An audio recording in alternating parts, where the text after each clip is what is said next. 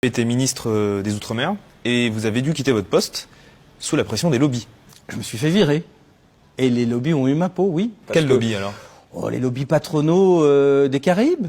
C'est pas un secret pour personne, parce que je mettais le doigt là où ça faisait mal, que je relayais un certain nombre de choses qu'il n'aurait mieux fallu ne pas relayer, et que si j'avais soigné plutôt l'intérêt de ma carrière, j'aurais mieux fait de laisser le couvercle sur la marmite. Mais ça, c'est une réalité contre laquelle il faut lutter et qu'il faut sans doute dénoncer. Vice-président de l'Assemblée nationale, et j'ai décidé de quitter la vie parlementaire et de quitter la vie politique nationale.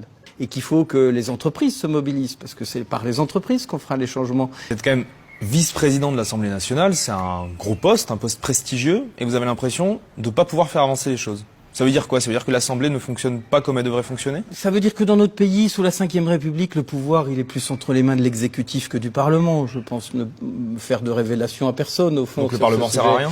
Non, il faut bien un Parlement dans une démocratie, sinon c'est pas une démocratie, mais que le pouvoir est plus présidentiel et gouvernemental que parlementaire, ça c'est un constat. Et qu'au fond, dans un monde qui change à toute vitesse, eh bien le Parlement ne va pas assez vite, que c'est un lieu de lenteur, que c'est un lieu presque de conservatisme. Est-ce que vous avez 2-3 anecdotes qui vous reviennent, où vous vous êtes dit, bon là, on sert à rien? Ce qui m'énerve, par exemple, c'est que le Parlement ne joue pas son rôle de contrôle de la dépense publique. Si j'ai un message à laisser à mes amis parlementaires qui vont continuer à siéger, c'est devenez des autorités de contrôle.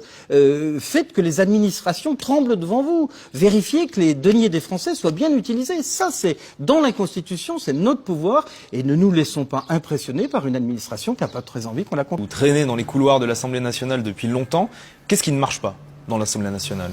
Quel est le poids des lobbies, par exemple? Il existe, mais il est au fond souvent fantasmé. Bon, il existe dans la loi agriculture alimentation, quand le rapporteur de la loi est un éleveur, on se doute bien que la question de l'élevage, elle va pas être traitée de façon neutre. Comment d'ailleurs à l'Assemblée nationale, ces lobbies, comment ils entrent, à qui ils parlent? Vous, en tant que député, comment vous les avez côtoyés? C'est à la fois très simple, et peut-être ça peut être très pervers, mais au fond c'est très simple. Ils fournissent de l'information, ils essayent de donner des éléments d'appréciation, et au fond le parlementaire a tellement peu de moyens qu'il a bien besoin qu'on lui fournisse des éléments d'appréciation.